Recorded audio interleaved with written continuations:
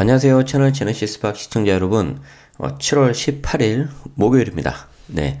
날씨는 좀 약간 흐린 것 같고 비는 오지 않은데 벌써 목요일이네요. 제가 회사를 그만둔 지 이제 딱 2개월 정도 돼 가는데 5월 19일 날 그만뒀으니까. 그런데 놀라운 게 회사를 그만두고 나서 더 바빠졌어요.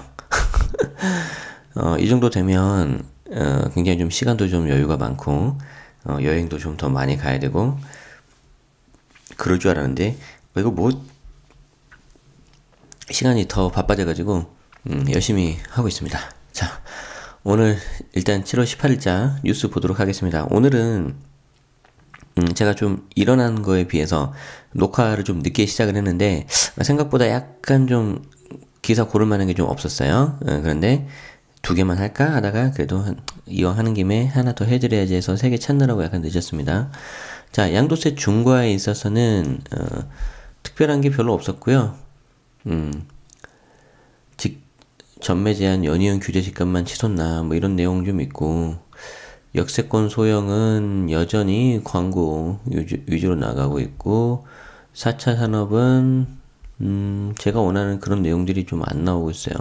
약간 좀 쓸데없는 약간 두리뭉실한 그런 게 나오고 있는데, 얘는 약간 다른 키워드로 좀 이제 검색을 해봐야 될 것 같아.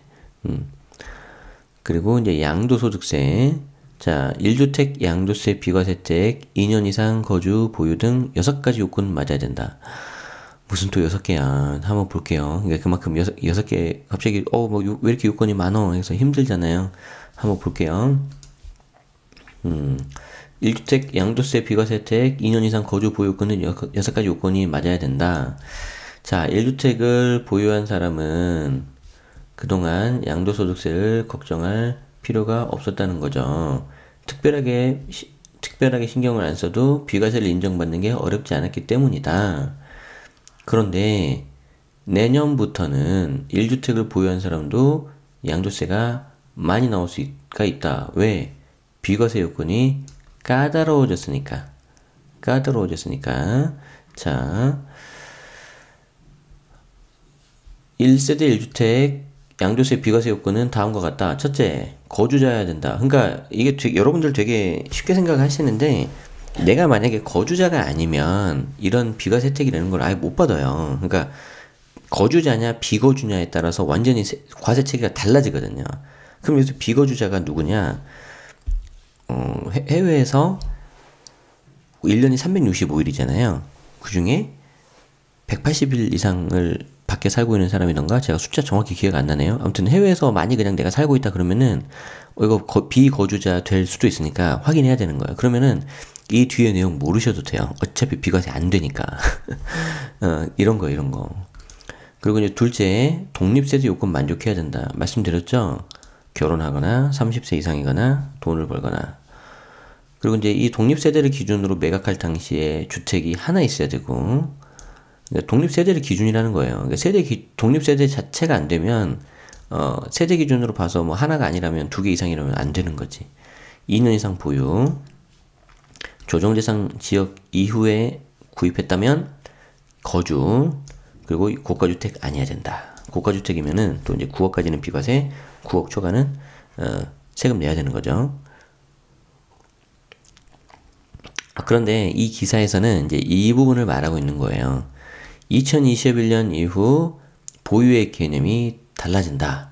그러니까 원칙적으로 지금까지 보유는 취득부터 매각할까지의 기간이었는데, 21년 1월 1일부터 다주택자 보유자가 순차적으로 매각하고 마지막으로 남은 하나의 주택을 매각할 때 비과세 판단을 위한 보유기간은 직전 주택을 매각한 날 이후부터 2년 계산. 그러니까 최종적으로 1주택을 남아있는 날부터 2년.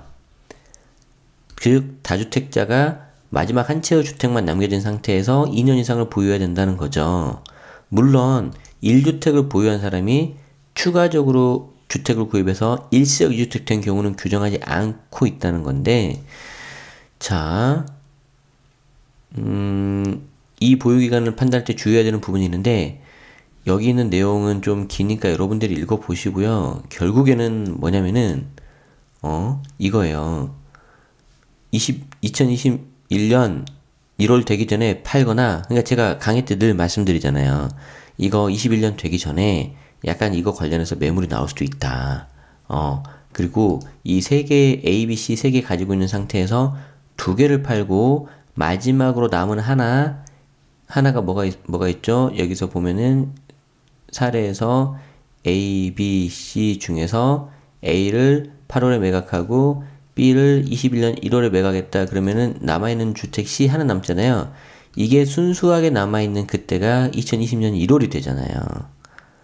그렇기 때문에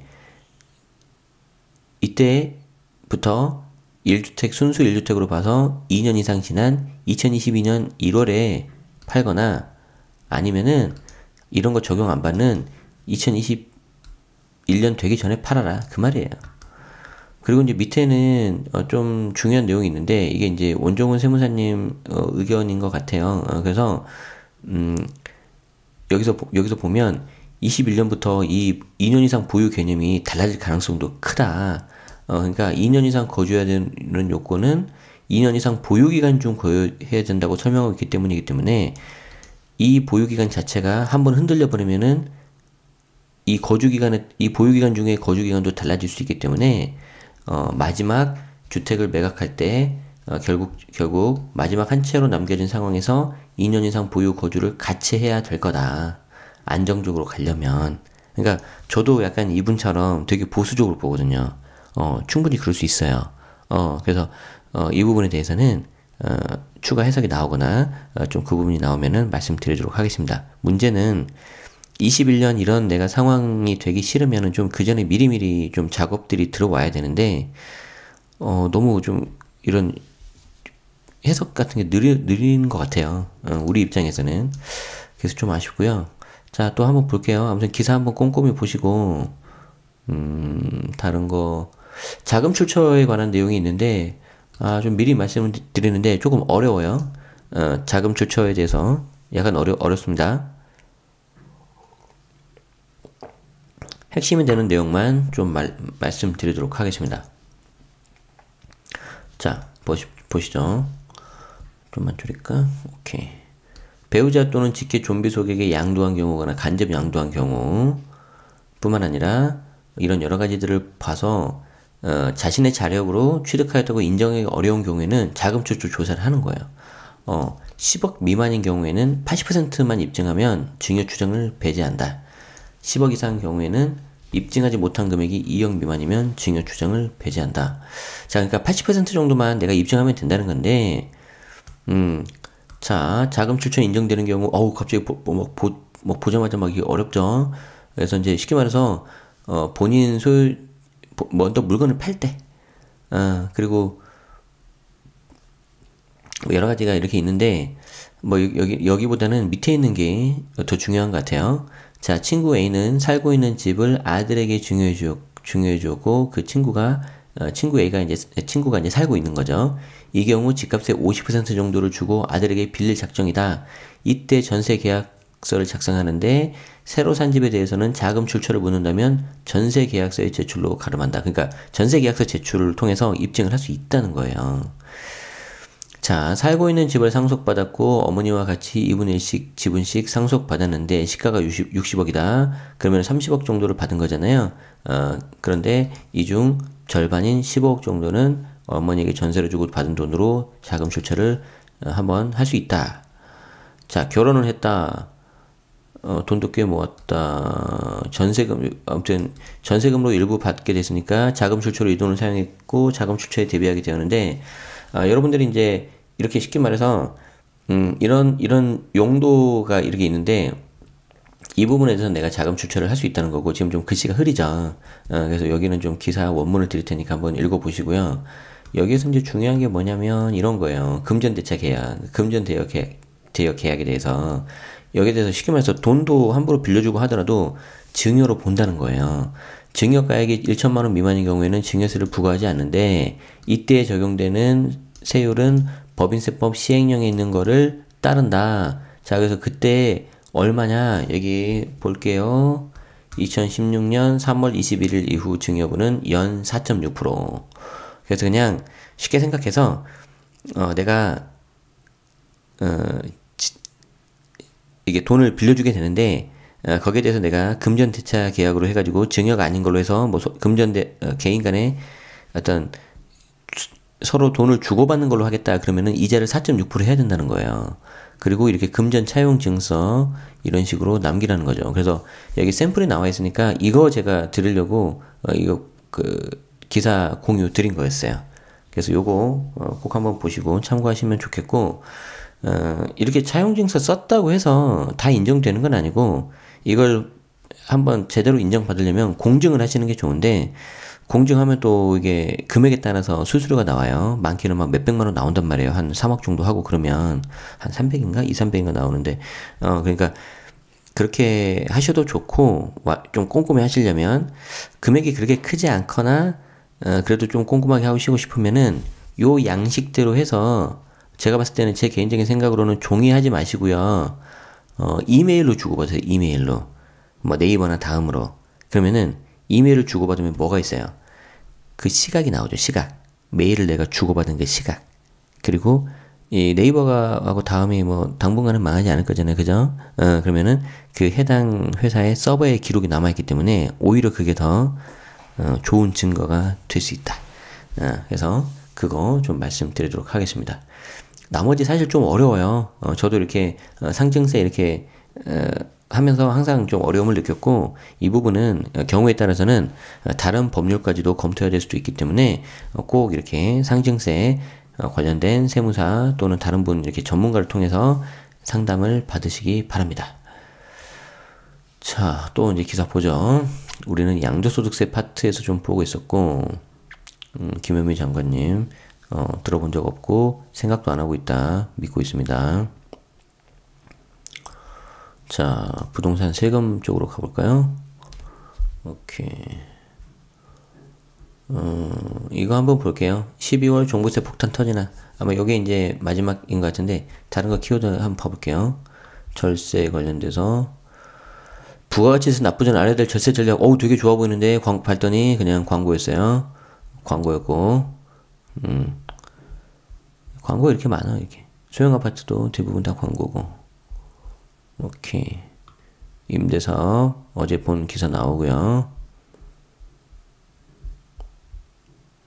중공공 또 나오고요. 이게 되게 많이 걸리고 있죠. 키워드가. 이것도 걸렸네. 오케이. 이런 식으로 기사 하나 정보되는 기사 하나 쓰면 여기저기서 막 이렇게 인용을 많이 해요. 그런 식으로 컨텐츠 작성하시는 게 굉장히 중요하다. 자, 오늘 세 번째 이제 기사 보도록 하겠습니다. 예고된 조세저항 12월 종부세 폭탄 터지나. 자, 무슨 말인지 한번 보도록 하죠. 서울 마포구의 R 아파트 보유세 시뮬레이션, 공시가격이 7억 5천인데 9억으로 뛰었다. 이때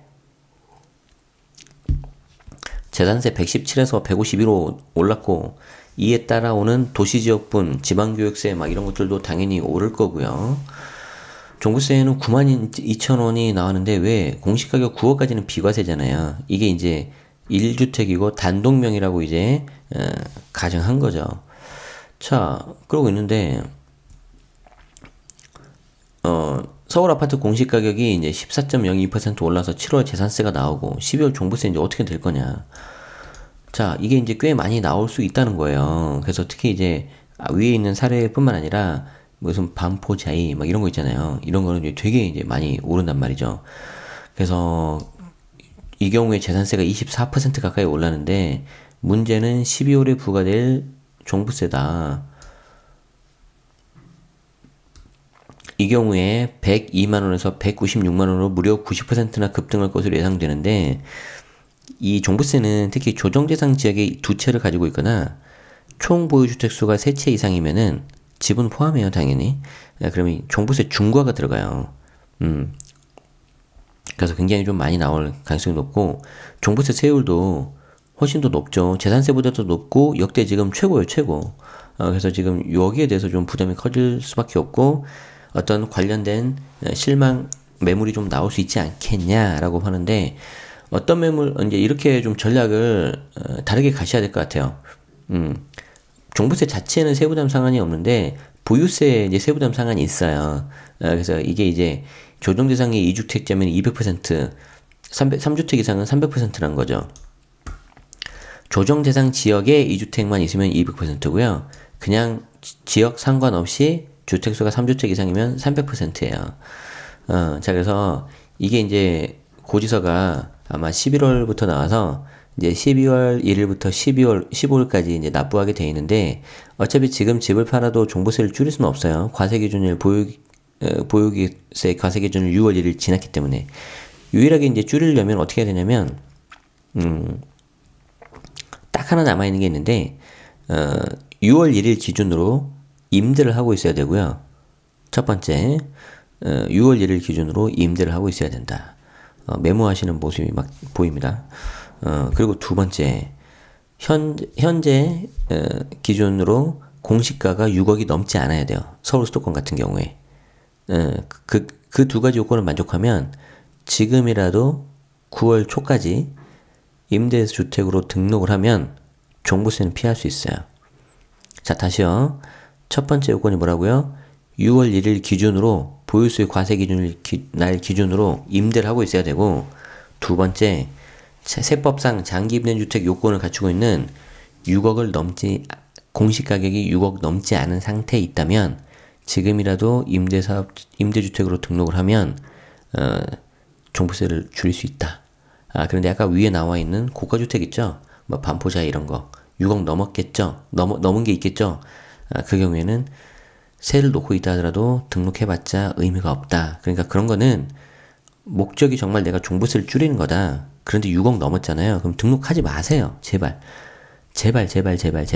왜? 혜택도 없어요. 그러고 나서 내가 잘못 알았네.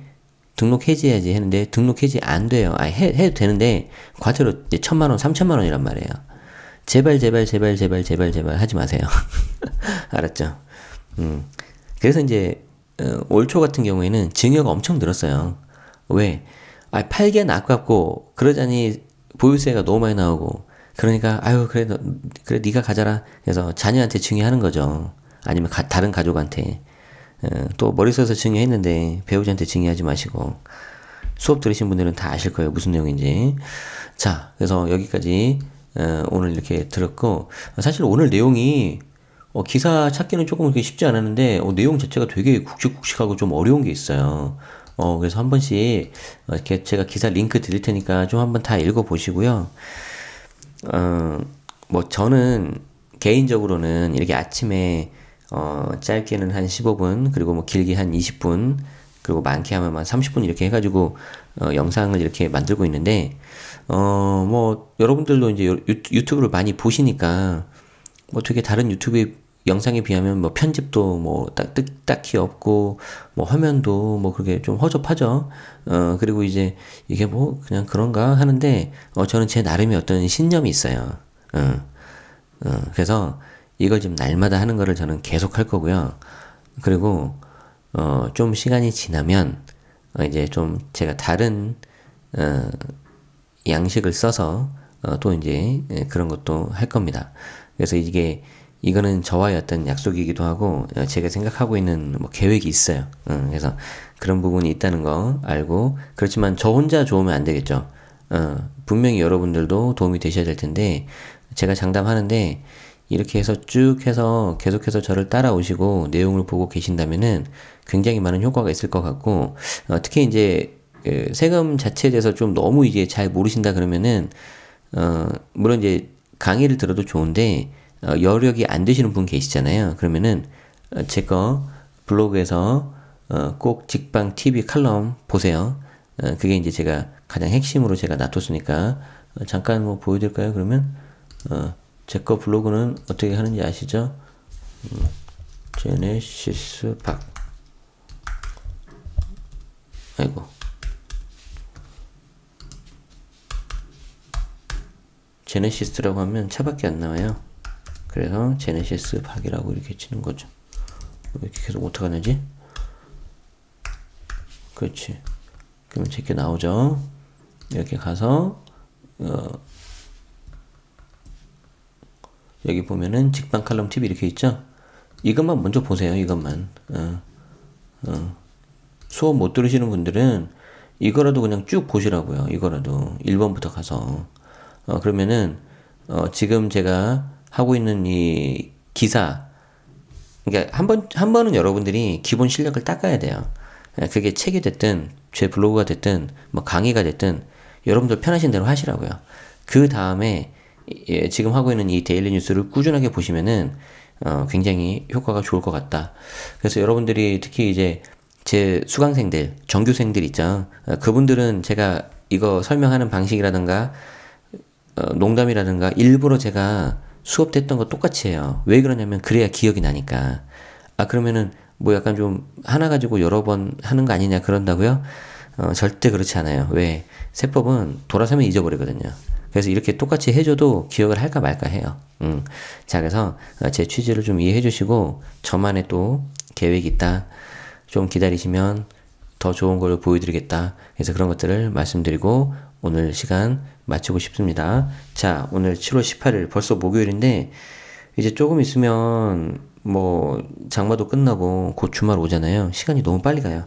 여러분들도 시간 관리 잘 하시고 늘 말씀드리지만 오늘 하루도 행복하시기 바라겠습니다. 고맙습니다. 채널 채널 실수박이었습니다.